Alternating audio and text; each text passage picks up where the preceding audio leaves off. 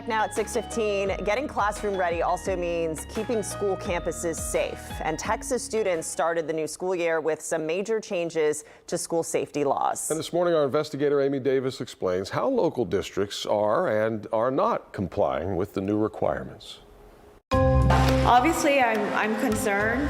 It's just sad that we've come to a place where guns have to be involved in school. 7 moms HISD, Cypher ISD, from 6 different school districts. Bear Creek ISD, 12-year-old 7th grader at Santa Fe Junior High. With students from elementary to high school. I have a 7th and 8th grader. And they all share the same concern. Do you generally feel that your kids are safe at school? We can't be there every single day. We're not going to speak up on behalf of our students. Who is?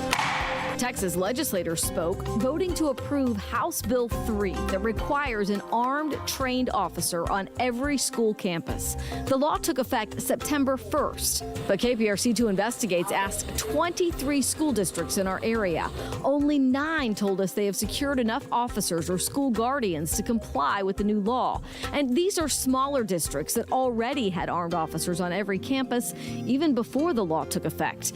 Big districts like Houston ISD, Cypher, Katy, and Fort Bend say they're still working on it. House Bill 3 was great, but it didn't have enough funding behind it to really be effective for any of us. The law provides just $15,000 to each campus to use for school safety and security, but other parts of the bill won't cost a dime, like the requirement that schools notify parents of violent activity that occurred or is being investigated at a school campus, or the new mandate that when a child transfers to a new district, the former school district must provide the child's disciplinary record along with any threat assessment on file involving the child's behavior.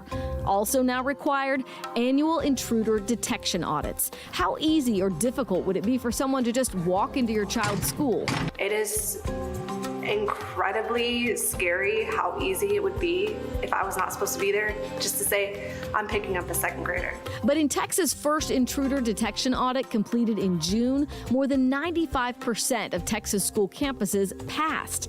Inspectors gained unauthorized access at just 4% of schools. All exterior doors at Texas school campuses must be locked, and weekly door sweeps are required to make sure of it. Who's holding these districts accountable to ensure that they are going through these drills? Are they keeping up with locking these doors? So as of September 1st, the Texas Education Agency is responsible for making sure all school districts are in compliance. But districts who cannot meet the requirements, like paying for an armed officer at every school or school marshals, they can claim what's called a good cause exception, a reason why they can't have them. Maybe they can't afford it. This allows the school districts to come up with an alternative plan for protecting campuses.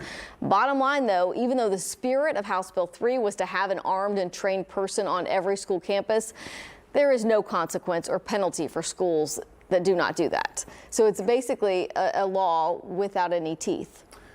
Right. So then you ask the question, why is it there? But I guess you got to make some progress in some direction. Yes. Right? Yeah. And on Click to Houston, we listed the 9 school districts who were in compliance with that even before September 1st, who have been doing that. So you can see all the districts who do have an armed officer on every campus and have for a couple of years at least. And then another question is, how long do they have to comply, right? Well, it was supposed to be September 1st, but now, you know, some of them say we're going to try to get more funding. We're working on it. Some just say we're going to come up with something else. See how long the exemptions last, yeah. et cetera. Okay, Amy, thank you for that update.